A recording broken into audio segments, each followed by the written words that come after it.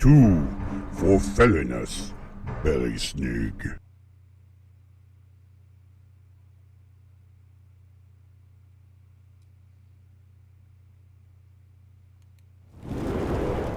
You are not broken, You are out of balance. and there is a path home. This is for felliness, belysning, From the Alaska ulfhednar, ancestral morning light for those who have been through hell. and are still standing.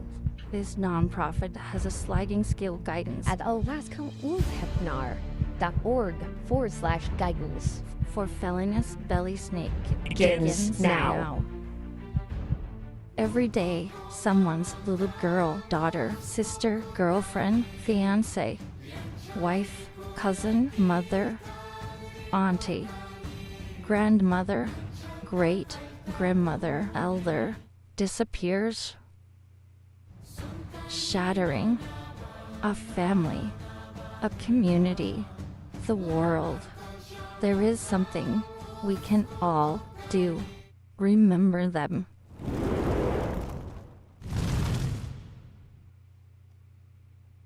And good morning, and as you can see, those of you who may be struggling with your emotions, with understanding feelings and how to control them, and what value do they have, check out the book Rewriting Your Emotional Recipes, and you can find it for download at our website, author.akulfhednar.com. You can also find it on Ratukin Kobo, where you can download it as well. Purchase and download the book and work through the exercises within the workbook. You may discover you're in charge of more than you think.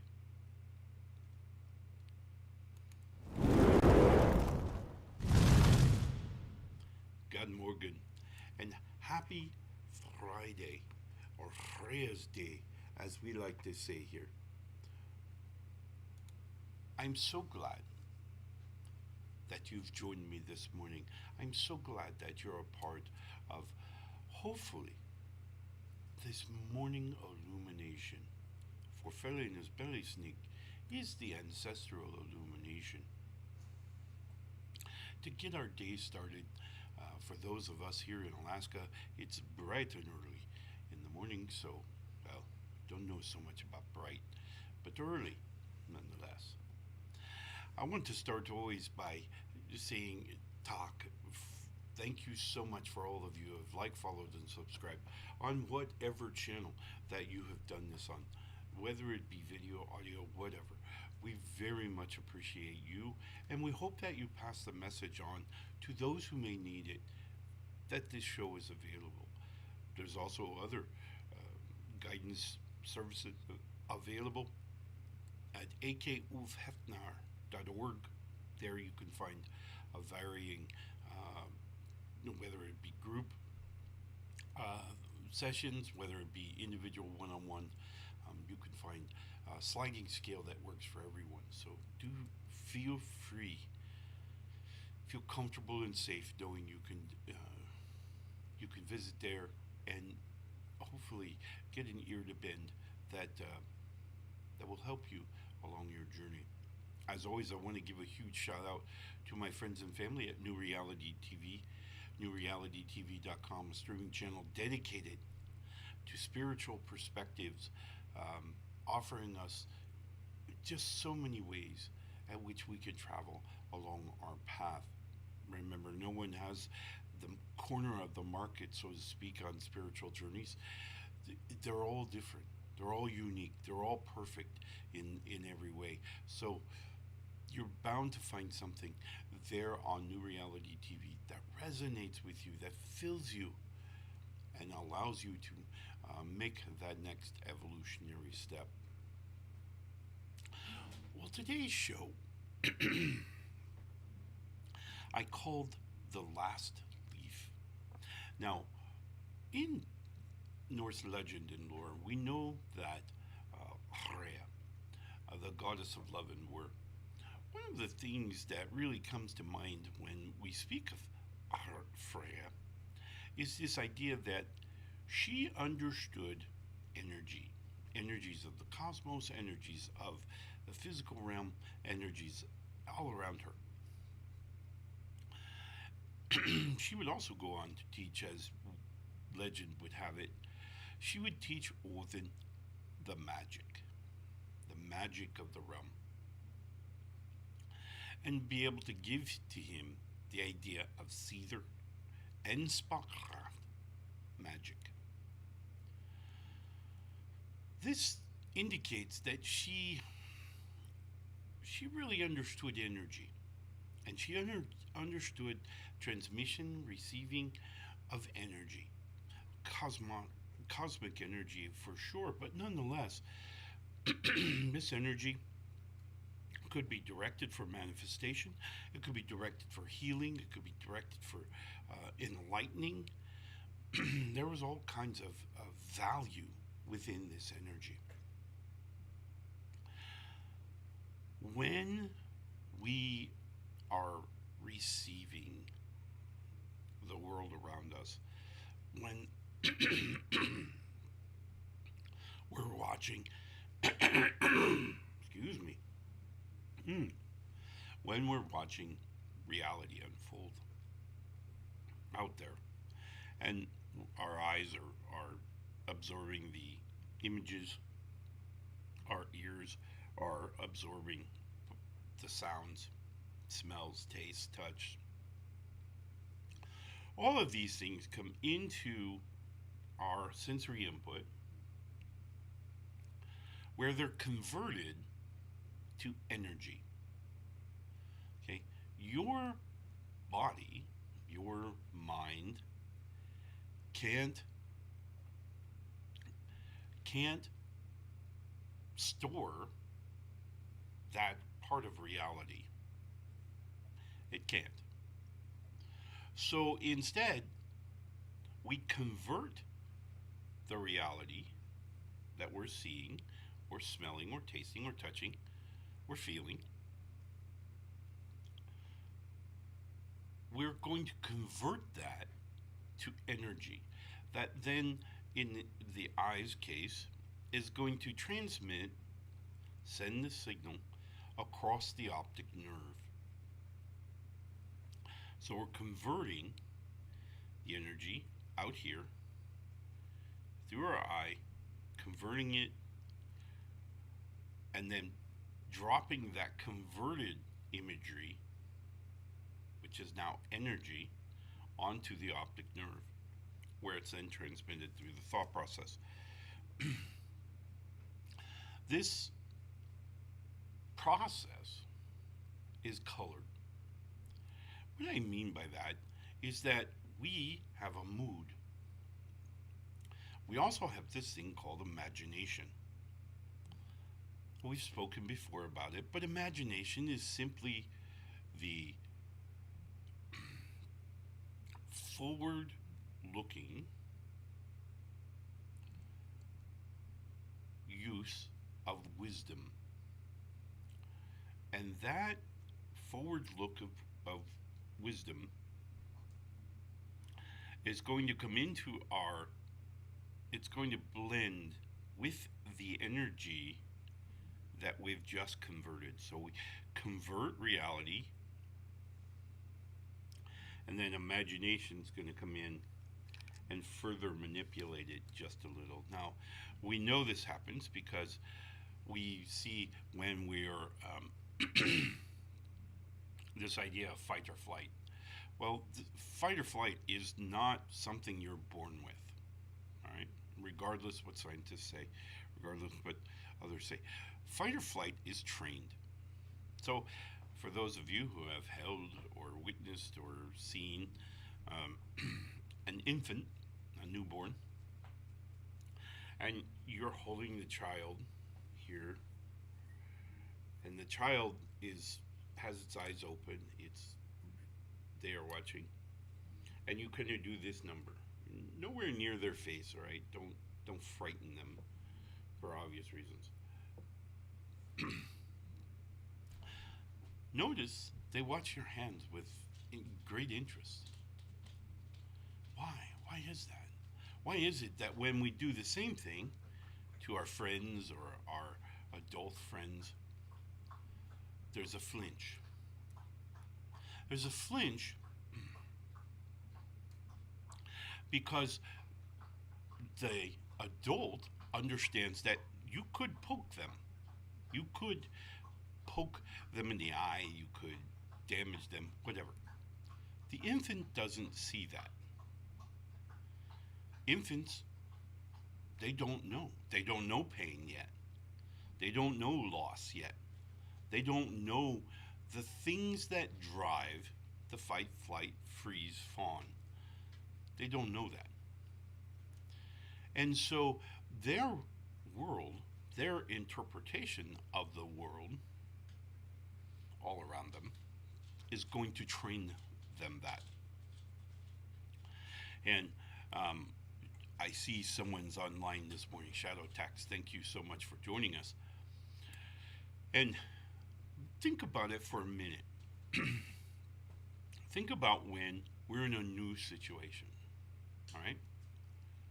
Now, the only way a haunted house, as an example, as an adult, we go to a haunted house. The only way the haunted house frightens us is if we haven't imagined, we haven't seen, we haven't experienced those frightens, those moments, those gentlemen jumping out of the curtains with a chainsaw. If we haven't experienced those in any way, shape, or form, they have no effect. Because we're not imagining the future. We're not seeing a future where they could damage us, they could hurt us, they could even do something terrible. So until we have that imagery, there's nothing to be afraid of. We have no fears when we don't have premonition, when we don't have imagination feeding into the sensory input into our sensors, our sensory, all right? So this is why I say when the imagination comes in, right?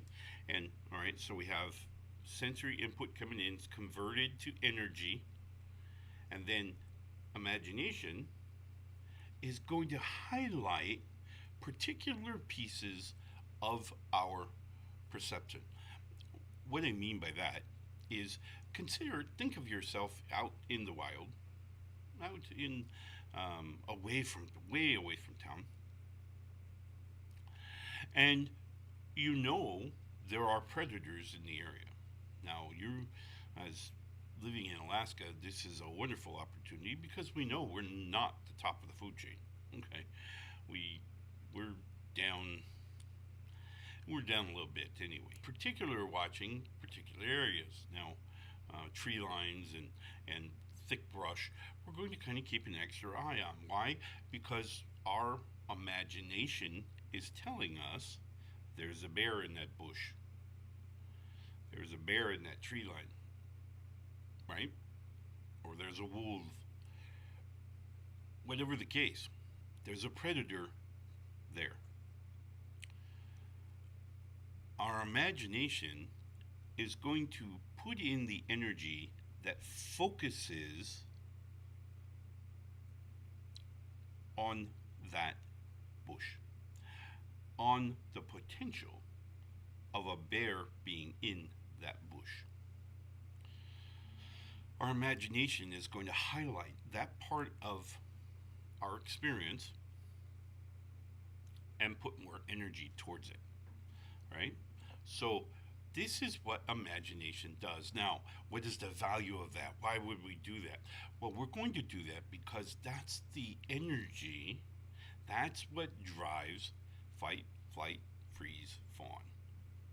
Those are that particular highlight within our perspective or our interpretation of our experience, that one is going to enact this process called fight, flight, freeze, fawn, right?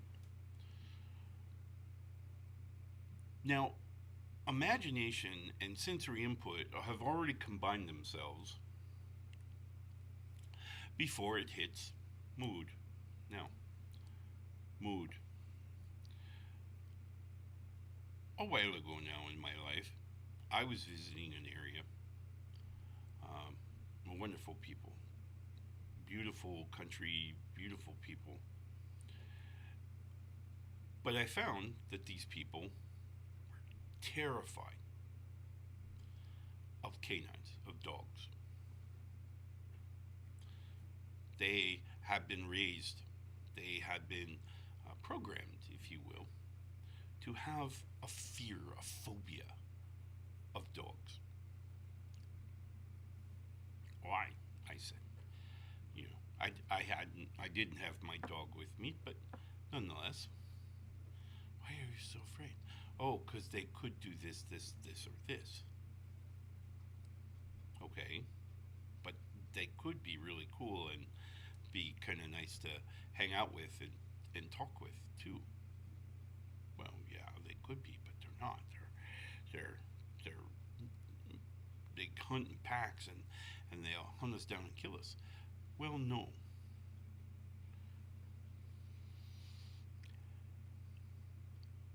They had programmed their response based on experiences, maybe based on what others had told them, where they had accepted influential energies to change their opinions about these animals.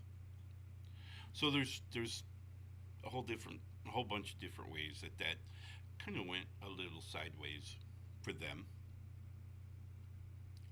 The same person, when they came to our home, months after first meeting him, they came to our home here in Alaska, and of course, my dog is a wonderful dog. She's an amazing dog, and originally, right away, he was petrified of my dog, and I showed him, how soft she was, how fluffy she was, how nosy, how she liked to stick her nose in all kinds of places. And before he left, she had kind of changed his opinion. She had shown him the underpinnings of the phobia that he had, and therefore taught him the energy being provided by his imagination was inaccurate. He didn't need to he didn't need to engage the fight, flight, freeze, fawn. They were all good. So questioning what comes forward with our imagination to blend with our sensory input. What are we seeing? And is that the whole picture? Is that what we want to see? Questioning what we see, hear, touch, taste, smell. Questioning those things. This is what allows us then to build intellect within our mind that is stable, that's more clear, that's more sturdy. As new information and new pieces are brought into the sensory input, you're going to find intellect that has less of a potential of collapse.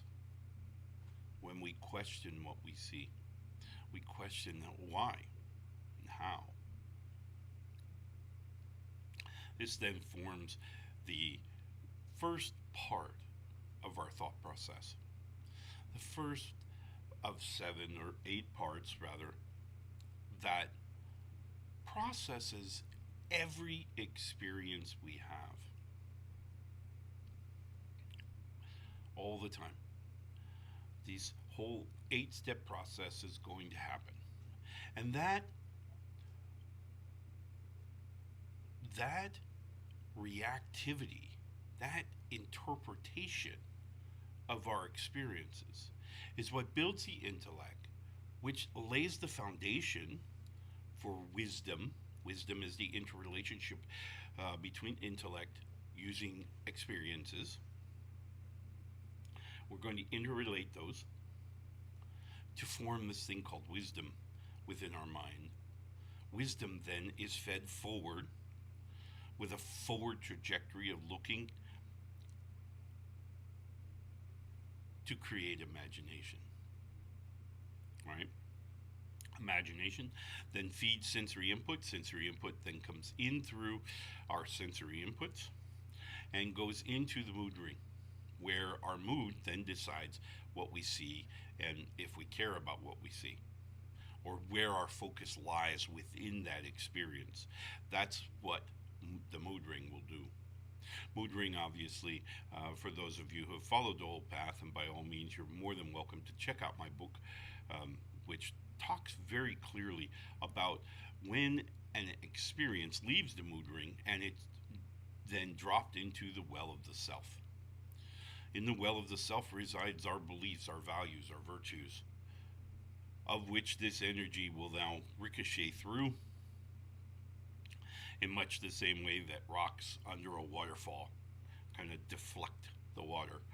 Down it goes to the bottom, where the human body, the human experience, converts that energy now into biochemistry, into chemistry within your body. Now, this is handled scientifically by the pituitary gland, but our ancestors thought and have taught me that this is where the heart is involved.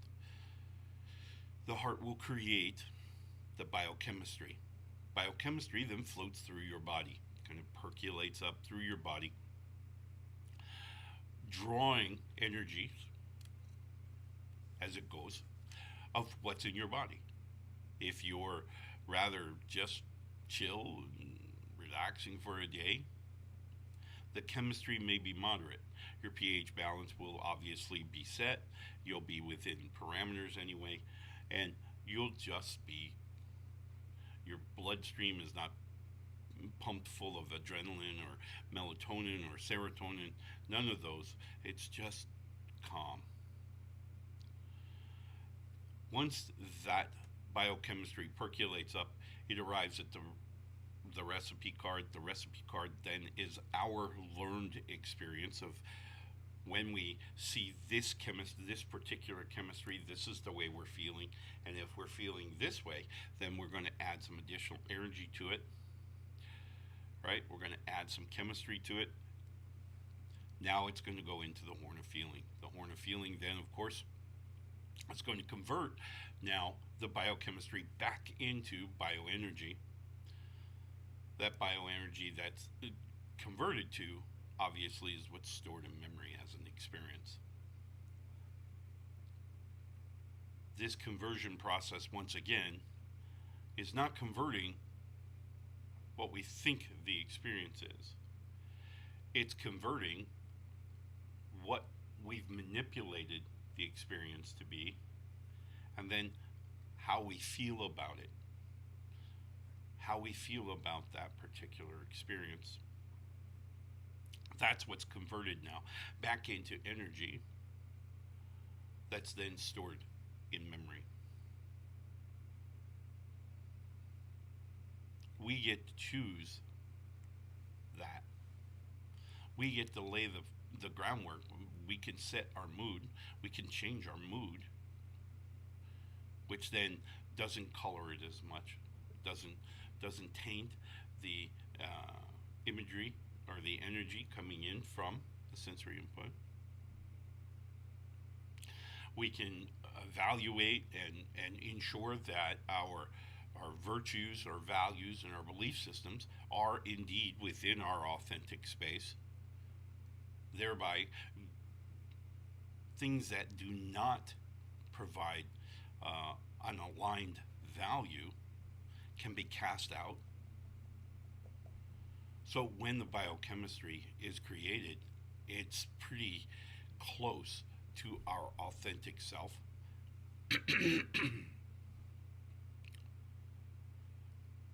Our bodies, if we are not ingesting a bunch of mind-altering substances, and we're not doing all kinds of crazy diets and things, our biochemistry floats into a neutral pool, which then percolates up to a recipe card of which we've learned and maybe relearned to ensure that those values align with what we feel is appropriate. That energy then is converted back, or that biochemistry rather, is converted back into energy. When that energy is created from the biochemistry, we know it's pretty close to the experience that we're anticipating. It's pretty close. That energy is then passed to the me gate. Me gate, we ultimately get to decide whether we're going to remember this or not. Now, just because we say, yeah, I want to remember that, it doesn't mean we might. Because you got to remember, as these get longer and wider, you're going to start losing some of those. We lose connectivity. Why? Because it doesn't have relevance anymore. It may not seem relevant. Now, memory is a crazy map that we're not going to really investigate it, particularly in this show, but we have to recognize our part in all of this, our piece to this. We're the ones that get to decide. Firstly, you have the power to turn your head. If you don't want to see something that you don't want to see, then turn your head. Turn the channel, so to speak. Right? Walk away. Be somewhere else. We can set the mood ring one way or another. When we're first rising early in the morning and we've had maybe a bad night's sleep, and we get up and we're supposedly on the wrong side of the bed, we have a choice. We can choose to now be positive, enlightening. We can choose that. All right? We can choose what our virtues or values and our belief systems are. Granted, our ancestors, our authority figures early in our lives are going to put in rocks into our well of the self, representing these values and virtues and belief systems. But we have a choice. We can remove them. We can take them out. We can alter them. We can modify them. We can cover them up with beliefs that we're more in line with beliefs that we really can stand with. Those are rocks that we keep, the rocks that we grow. We can manage our body in a knowledgeable way, at which our biochemistry, the neutral pool of our body, is that. It's a neutral pool. It's not positive, it's not negative. We're not living on adrenaline, we're not living on melatonin. We're just relaxed. We're in a neutral state. So as that biochemistry pulls up into our focus, into our recipe card, it's not altered. It's the way it left the well of the self. It's not altered and manipulated in any way. So when that chemistry arrives at the recipe card, and our recipe card, of course, we've trained ourselves throughout our lifetime of what all these chemical compositions mean, we'll know.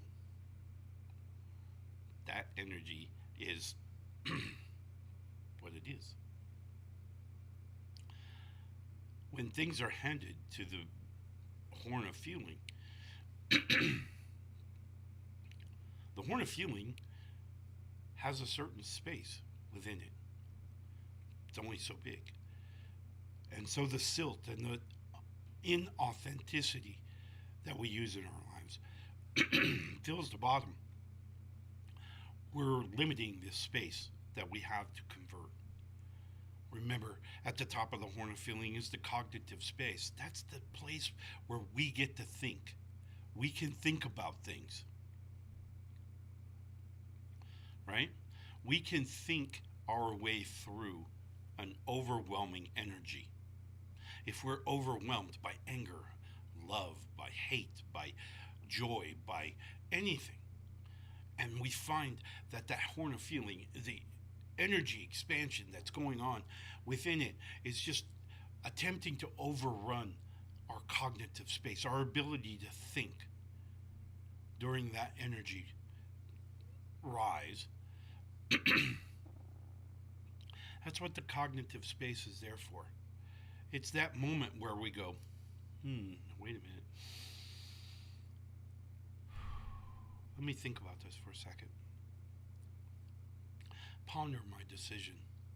Ponder my next action. I take that moment, and now what that allows to do is we minimize, to an extent, we limit the explosion of energy. When the energy is being created within the horn of feeling, and when it overruns the cognitive space, we lose the ability to think our way through it. We're overwhelmed, right? Overwhelm is caused when we lose cognitive space. And, and that energy spills out of the horn, much like your root beer does out of a mug. The brain, the mind that's around the horn of feeling, doesn't know how to handle this energy. It's not familiar with it, and therefore it fires. It creates that energy fires off those parts of the brain. This is where you're going to find those symptoms that you have: the anxiety attacks, the panic attacks, the sweat, the shallow breathing, the rapid heart rate. All of those things are caused when the horn of feeling overflows. And the brain around doesn't know how to handle it, doesn't know what to do, so it simply excites and executes. It does whatever it does. And those are the physiological symptoms that you see in others, in yourself, because you've allowed that energy to come out of the horn of feeling to the rest of the brain. The energy that's converted now transmits between the horn of feeling and to what my ancestors called the me gate. The me gate. The me gate is where we get the ultimate say. Energy is all saying, you should be depressed, you should be sad, you should just hang your head down. But no, that's not what I want to feel. That's not where I want to be. That's not me. Not today. When I do that, the experience is saved. The emotional energy attached to that experience is discarded. This is why some memories are saved with these emotional ticking time bombs, I call them. Verse, other memories are stored. Yeah, I remember it. Neither here nor there. So, the idea that we have choices that we can make all along this thought process, or this is experience conversion process, all the time, we have choices that we can make and that we have the authority to do, to make. We get to be in charge. All right, I am kind of running a little long this morning, so before we get much further, as always, I want to consult with the gods and to include within our discussion today the information that's provided by the casting of the runes. Now, in today's case, well, in every morning's case, I simply pull one rune. What's the question? The question is, what is our energy for today? What will guide us? What is our beacon in the faraway lands? And so, today's rune is Tiwaz. Tiwaz. Now, Tiwaz, a wonderful rune because it's the first rune of the the Tyr-et, or the family of Tyr, or the last 8 characters of the Futar. Now, Tiwaz represents a lot of things, but most importantly, think about the god Tyr when you think of this rune. Think of honesty. Think of victory. Think of self-sacrifice, rationality, justice, loyalty. Think of those things. But think of the god Tyr. So, by pulling the rune Tiwaz today and thinking about the rune Tiwaz, what are we thinking about? Well, we're thinking about honor. We're thinking about loyalty, but not loyalty to others. Loyalty to the self. We have decisions we can make. We have decisions as to how we will interpret the reality that we experience. We have to find our authentic self and to live our lives to that. So, one of the other facets, I guess, that we can take away from the god Tyr and his rune today is this idea of being honorable with ourselves. Many times we say, I want to fix me, I want to fix me, I want to fix me, but I'm not willing to face the truths that it will take for me to recognize my own authority within my own mind. As I mentioned, there are many places along the path that we have the authority, we have all the choice. And we can make those choices. We can make those choices the way we want, experiencing the reality that we want to see, our interpretation. All right, I need to take a quick commercial break. When we come back from commercial break, we're going to talk about putting all of what we've talked about now on the road into your modern day life and how we're going to use that to actually move forward starting today. So we'll be right back after this quick commercial break, and we will get that on the road. Precision when it matters. Raven Crossbows delivers accuracy and speed for serious shooters. See the lineup, sign the link in our description. It's happening. It's in the air. The time is now. We're all waking up. We're waking up. We're all waking up. It's all shifting. New vibrations. It's you. It's you. It's me. It's all of us. Together. A new time. A new day. A new energy. A new energy. New reality.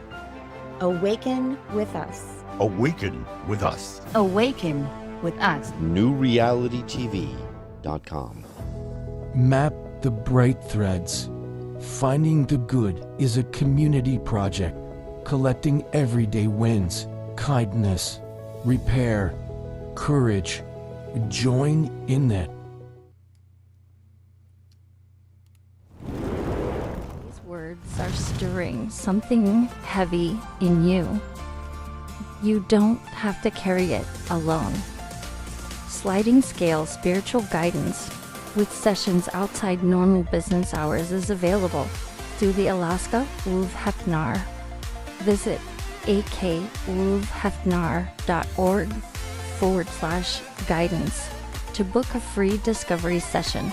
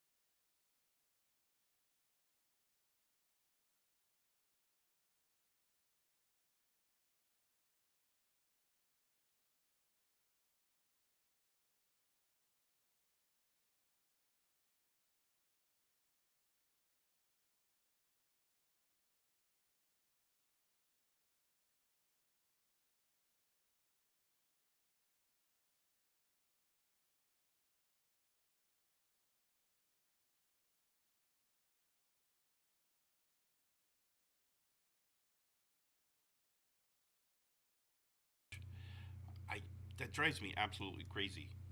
Too many buttons. But anyway, as I was saying, the book available on our webpage is will outline this whole process from beginning to end. Gives you lots of opportunities to identify where your choices are within the process, and helps you to understand your interpretation of your reality.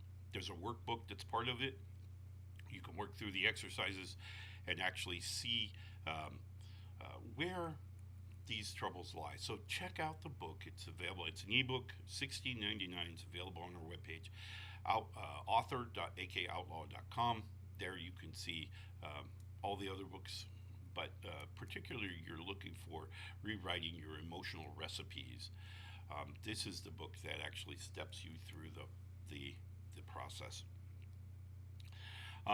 And one of the things that, for those of you who have been with me for a while, I'm into understanding, obviously, my spiritual journey, my spiritual path, but changing my interpretation of that spiritual path that I've had to go on to recognize its influence on our thought process, on our everyday, every minute, our mundane. Our thought process is driven by our spiritual energy. And it's not made to make us feel, disconnected. And yes, for those of individuals who have jumped and said, no, we don't want to subscribe to that nonsense, that spirituality nonsense, we need things in hand. You're still a spiritual being at your core. So check it out. You won't be disappointed.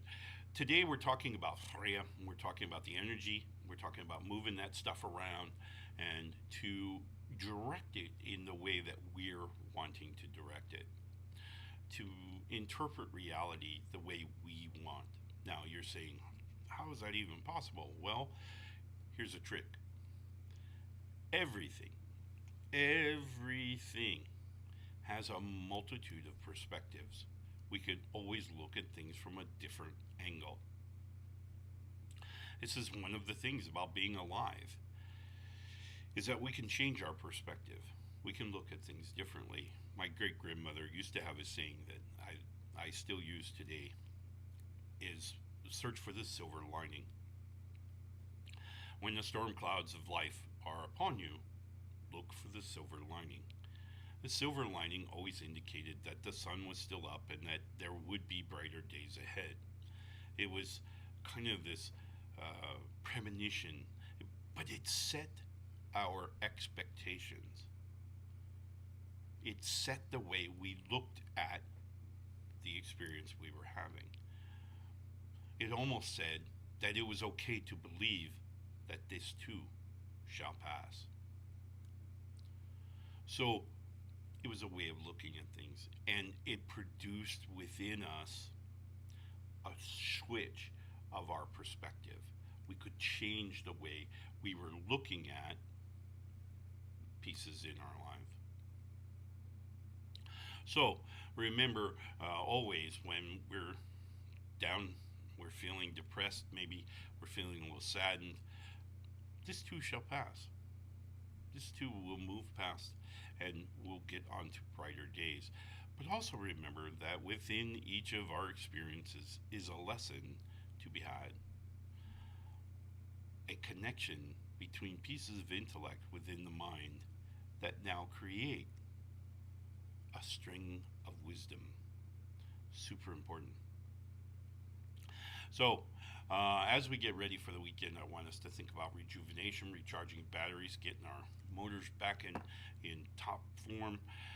We need to focus a little bit on ours truly. Take some time with you. You don't need any glitz, any glam. You don't need anything else other than just you and your willingness to look outside the box, to be willing to see things out there. That's all you need. And the way we do that, most often than not, most people call it meditation. I call it intrinsic reflection, one of the same. Just take some time. What's intrinsic reflection? Well, intrinsic reflection simply means that we're not looking that way, we're looking that way. So think about it as a mirror. Intrinsic reflection, maybe that's even a good way to get started for those of you who have not done meditation or intrinsic reflection before, is to start by looking in a mirror. One of the keys that we're going to promote is putting ourselves, our image, into our third eye. Now, third eye, for those of you who may have called it something else, that's fine. The third eye is simply your focal point of what you're focused on. That's what the third eye means. So when you hear it in other conversations, particularly in my conversations, that's what I'm talking about. When we close our eyes and we put an image in our mind, we're focused on some image, whatever it is, that image is resting in what I call the third eye. That third eye is where all of our energy is going to focus to. Okay? So we're going to want to make sure that we're bringing it and we're focusing not on everything out here, not on everything going on around the world and all kinds of stuff. That's not what we're focused on today. What I want you to focus on is a picture of you. Put it right there. See yourself healed, growing, learning, loving, peaceful, whatever it takes. But I want you to put you here. What does that do? That focuses your energy instead of sending it out to all of the things that you're sending to, you're bringing that energy back to you. And your body can then use that energy to heal itself, to grow, to mend all the fences in the mind that may have gotten scattered this week during our work week, all of those things. So it's a way of refocusing that energy. You don't need crazy yoga poses.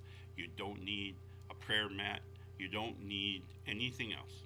All you need is a little relaxation, a good comfortable chair maybe, and just close your eyes and put yourself right there. Imagine yourself healed. Imagine yourself growing. All right. I think my printer is doing weird things. Got the energy going. All right. So today, Freya's Day. I want you to take some time for you today. I want you to heal. I want you to grow. I want you to learn love and be who you are. Find your authentic self. And remember, give yourself the authority that you have. You are in charge of your mind. No one else is. All the influential energy aside, push that stuff aside.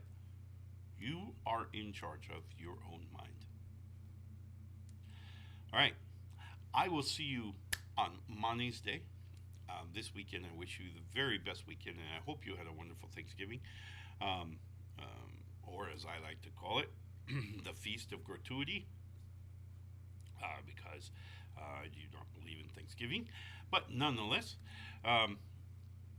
enjoy your weekend and heal, grow, love, learn, and we will see you again on Mani's Day, where we will address some other facet of our spiritual life and how it interacts with our everyday life. My friends, I wish you the very best. Love and light.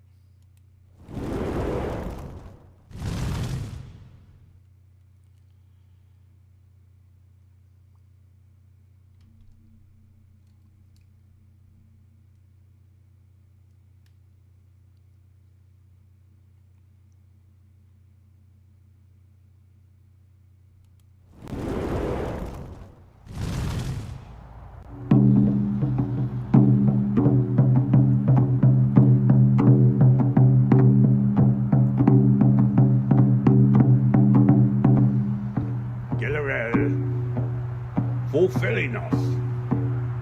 Una. Hjälp oss med. Magnify. Tu för og. Kaliot.